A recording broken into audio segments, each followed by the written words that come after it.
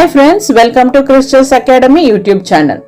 இன்னைக்கு நாம தனியா சந்திக்க போகும் ஒரு சிறப்பு விருந்தினர் யாருன்னா திருமதி ராஜஸ்ரீ முரளிதரன் அவர்கள். கடந்த 25 ஆண்டுகளாக செஸ் ஆர்பிட்டராக செஸ் துறையில் தொடர்ந்து பயணித்து வருபவர். பல்வேறு முக்கியமான மற்றும் பெரிய அளவிலான செஸ் டோர்னமெண்டில் ஆர்பிட்டராக பணியாற்றி இருக்கிறார். அது மட்டும் இல்லாமல் இன்று தனது 60 வயதிலும் தொடர்ந்து செஸ் டோர்னமெண்டில் ஆர்பிட்டராகவும் டோர்னமெண்ட் ஆர்கனைசராகவும் சுறுசுறுப்பாக செயல்பட்டு வருவது உண்மையிலேயே பாராட்டுக்குரிய ஒரு விஷயம். குடும்ப பொறுப்புகளுக்கு மத்தியில் இத்தனை ஆண்டுகளாக செஸ் துறையில் தன்னுடைய பயணத்தை தொடர்ந்து கொண்டு பல போட்டிகளை ஒருங்கிணைத்து நடத்தி வருவது பலருக்கும் ஒரு சிறந்த முன்னுதாரணமாக இருக்கிறது.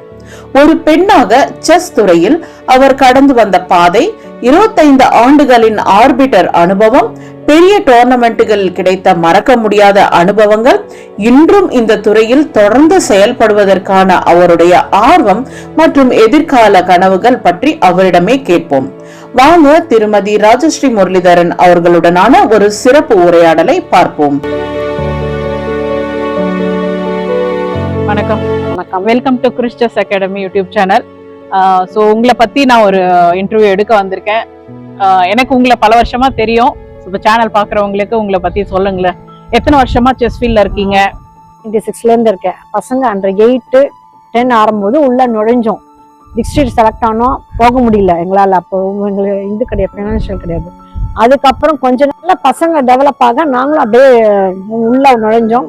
2000 மில்லியன்ல எக்ஸாம் எழுதி பாஸ் பண்ணேன். அதுக்கப்புறம் ஆர்பிட் எக்ஸாம் அந்த டைம்ல நேஷனல்ஸ் ஒர்க் பண்ணோம்.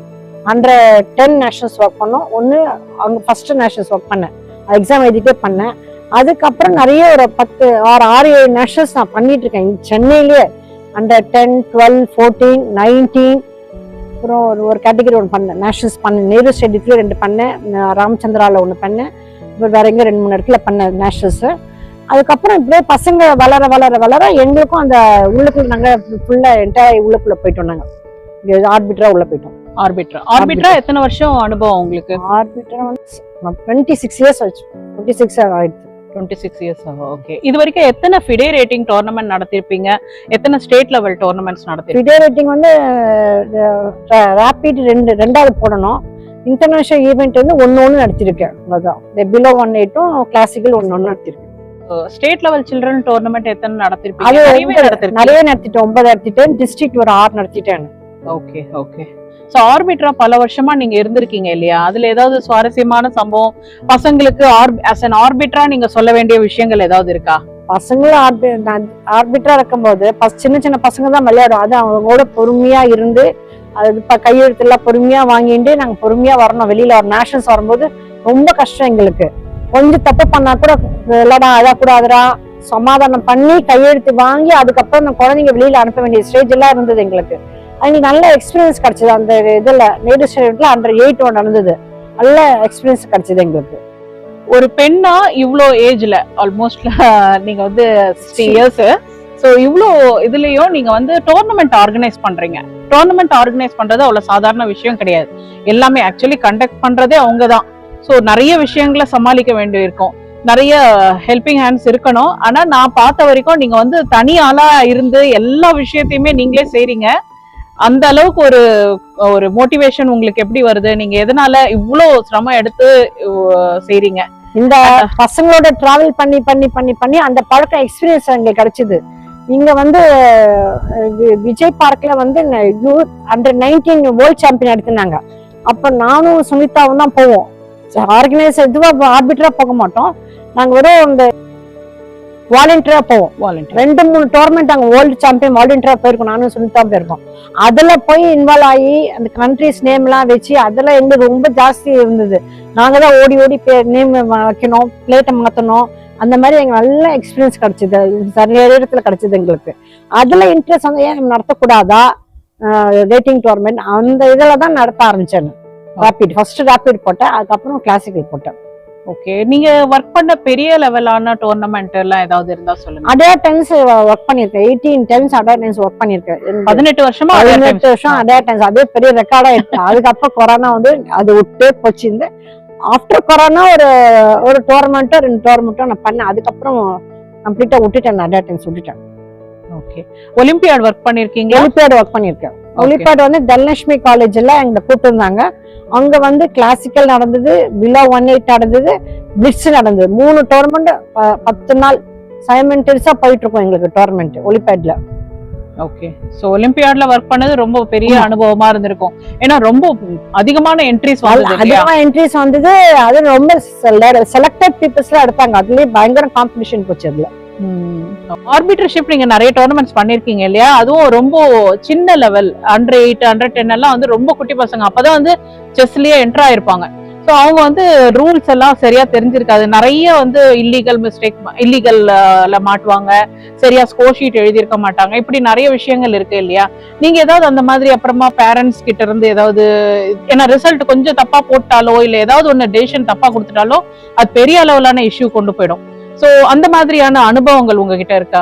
அதான் அண்டர் 8 வந்து நாங்க நடத்தும் போது கம்ப்ளீட் டோர் எல்லாம் க்ளோஸ் பண்ணிட்டு பசங்களை உட்கார வச்சு நிதானமா அட்டெண்டன்ஸ் எடுத்துட்டு ஸ்கோர் ஷீட் எழுத தெரியாட்டால கூட கேம் முடிஞ்ச உடனே ஸ்கோர் ஷீட் எழுதி கொடுக்கணும். நாங்க பொறுமையா கேட்டு வாங்கிட்டு கையெழுத்து போட சொல்லி, குழந்தை கையெழுத்து போடுறா கண்ணா கெஞ்சி கையெழுத்து எல்லாம் போட்டு அதுங்க அழ விடாம நாங்க அனுப்ப வேண்டியது பெரிய டியூட்டி எங்களுக்கு. அந்த அண்டர் 8 சேலஞ்சு தான் எங்களுக்கு எல்லாருக்குமே, ஆர்பிட்டர்ஸ் சேலஞ்சு தான் எல்லாருக்குமே.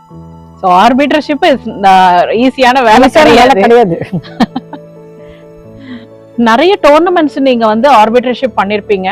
சோ இப்போ உங்களுக்கு நினைவுல வர்ற மாதிரியான ஒரு டோர்னமெண்ட் அது ரொம்ப டஃபா இருந்தது அப்படின்ற மாதிரி நீங்க ஏதாவது நினைச்சிருக்கீங்களா? ஏதாவது டோர்னமெண்ட் இருக்குங்களா? பொள்ளாச்சியில நடந்தது 2002 பொள்ளாச்சி நடந்தது. ஜென்ஸ்ல நிறைய என்ட்ரிஸ், லேடிஸ்ல வந்து ஒரு 40 பேர் இருந்தாங்க. 40 பேர்லயும் ஒவ்வொரு 40 மினிட்ஸ் ஆனா டைம் கண்ட்ரோல் மாத்தணும். 20 மினிட்ஸ் 50 மினிட்ஸ் மாத்தணும். அந்த மாதிரி ரொம்ப கரெக்டா ஒரு போர்டு வந்து இன்னொரு போர்டுக்கு வரும், மாத்தி மாத்தி நாங்க பண்றதுக்கே எங்களுக்கு சரியா இருக்கும். அதை முடிச்சுட்டு அந்த 40 மூலம் அதுக்கப்புறம் வேற திருப்பி செக் பண்ணணும் கரெக்டா இருக்கா இல்லையான்னு பார்த்து, இல்லீகல் இருந்தாலும் அதுல மைனஸ் பண்ண. அந்த மாதிரி டிஃபிகல்ட்டான ஜாப் இப்ப யாருக்குமே கிடையாது. எல்லாம் ஃப்ரீயா உட்காடுறாங்க, இது பண்றாங்க, போயிட்டே இருக்காங்க. நாங்க பண்ற கஷ்டம் யாருமே பட்டது கிடையாது அப்படிலாம். பிகாஸ் இந்த டைம் கண்ட்ரோல் சேஞ்ச் ஆயிட்டதால, அதாவது ஃபிஷர் மோட் வந்துருச்சு இல்லையா, இன்கிரிமெண்ட் வந்ததால. முன்னெல்லாம் வந்து time control 2 hours 40 moves, 1 hour 20 moves, half an hour sudden finish இருக்கு. அதுக்கப்புறமா 1.5 hours அந்த மாதிரி வந்தது. நிறைய டைம் கண்ட்ரோல் மாறிடுச்சு. ஆனா இப்ப இருக்கிறது வந்து கம்ஃபர்டபுளா இருக்கு. சோ ஆர்பிட்டர்ஸ்க்கும் கொஞ்சம் ஈஸியா இருக்கு. அதே மாதிரி ரேச்சல் பரஞ்சோதியும் நாங்க நிறைய நடத்திருக்கோம். ஆர்த்தி ராமசாமி விளையாடும் போது நான் ஆர்பிட்டரா கிடையாது, அப்போ என் பசங்க விளையாட்டு இருந்தாங்க. விஜயலட்சுமி ஃபர்ஸ்ட் வரும்போது நான் ஆர்பிட்டர் கிடையாது, என் பசங்க. அதுக்கப்புறம் நாங்களே ஆர்பிட்டிங் பண்ணுவோம், பேரிங் போட்டோம். நானும் சுனிதா தான் ரேச்சல் பரஞ்சோதியில கிட்டத்தட்ட 15 years நாங்க 2 பேர் தான், வேற யாரும் வரமாட்டாங்க காலேஜுக்கு. நாங்க 2 பேர் போவோம், பேரிங்க போடுவோம், ஆட ஓடுவோம். 3 days ஆடிட்டு வந்துகிட்டே இருப்பாங்க ரேச்சல் பரஞ்சோதி. அது ரொம்ப மாதிரி இன்ட்ரெஸ்டிங்கா, அந்த குழந்தைங்கள இருந்து வயசானவங்க வரைக்கும் விளையாடுன டோர்னமெண்ட் ரேச்சல் பரஞ்சோதின்றது.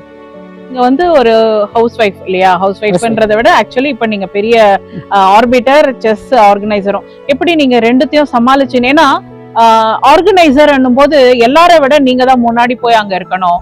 எல்லா விஷயத்துக்குமே நீங்க தான் இனிஷியேட்டிவ் எடுத்து செய்யணும். நிறைய போன் கால்ஸ், என்ட்ரிஸ் எல்லாம் இது பண்றது, இப்படி பல விஷயம் இருக்கு. எப்படி நீங்க மேனேஜ் பண்றீங்க? அண்ட் ஆல்சோ பெண்களுக்கு நீங்க ஏதாவது சொல்ல விரும்புறீங்களா? எப்படி அவங்கள இது பண்ணிக்கணும், எம்பவர்மெண்ட்? அதுக்கு மேனேஜ் பண்றதா இந்த இப்படி அட்வர்டைஸ்க்கு போய் நிறைய லெசன் லேர்ன் பண்ணிட்டேன். போனதுக்கு அப்புறம் சரி நம்மளால முடியும், நடத்த முடியும், அந்த ஏம் இருந்ததுனால வீட்டையும் பார்த்துட்டு டோர்னமெண்ட்டையும் பார்த்துட்டு, அது முன்னாடியே கப்பெல்லாம் பார்த்து வச்சுட்டு, அது முன்னாடி என்னென்ன ஆர்கனைஸ் பண்ணுமோ எல்லாம் அப்படியே பக்கா கரெக்டா பண்ணி வச்சுட்டு, கரெக்டா முதல் நாள் போய் எல்லாம் ரெடி பண்ணிட்டு வந்துடும். டேபிள் சேர் எல்லாம் போட்டு வந்துடும். அது பண்ண ஸ்மூத்தா போயிடும். நாங்க வெளியில வந்து முடிச்சுட்டு வெளியில வந்துருவோம் ஆர்கனைசேஷன் வழியா. ஓகே. சோ உங்க வருங்கால கனவுகள் ஏதாவது இருக்குங்களா? இந்த டோர்னமெண்ட்டை நான் நடத்தணும், இந்த இத்தனை டோர்னமெண்ட்ஸ் நடத்தணும் அப்படின்ற மாதிரி ஏதாவது கனவுகள் இருக்குங்களா? எதிர்கால ஆசைகள்? ஆசைப்பட்டு நடத்தியாச்சு. இன்டர்நேஷனல் ஈவெண்ட் போடணும், நடத்திட்டேன். இன்னொரு இன்டர்நேஷனல் ஈவெண்ட் இருக்கு, ரேபிடும் பிளிட்ஸும் இருக்கு. அது இந்த மாதிரி தான், அது டேட்டா பார்க்கணும். என்னோட இது என்ன கனவோ அதை முடிச்சுட்டேன். திரும்பி அடுத்த வாட்டி பண்ணும்போது கேர்ஃபுல்லா பண்ணணும், எப்படி பண்ணணும் என்ன. ஏன்னா ஃபர்ஸ்ட் டைம் பண்ணதால ஒரு இதுவா இருந்தது. இனிமேல் கேர்ஃபுல்லா எடுத்து ஸ்டெப் எடுத்து கழிக்கணும், அவ்வளவுதான். இவ்வளவு நேரம் ரொம்ப அழகா வந்து நம்மளுக்கு அவங்களோட அனுபவங்களையும், டோர்னமெண்ட்ஸ் என்னென்ன நடத்திருக்காங்கன்றதையும் ரொம்ப அழகா பகிர்ந்துக்கிட்டாங்க. இது மாதிரி நிறைய டோர்னமெண்ட்ஸ் அவங்க கண்டக்ட் பண்ணுவாங்க. அந்த மாதிரி டோர்னமெண்ட்ஸ் எல்லாத்துலயுமே நீங்க எல்லாரும் வந்து பங்கெடுத்துக்கணும். ஸோ இந்த பேட்டியை ரொம்ப அழகா கொடுத்தது, தெளிவாகவும் நிறைய அவங்க விஷயங்களை பகிர்ந்துக்கிட்டதுக்காக ரொம்ப நன்றி மேடம். தேங்க்யூ.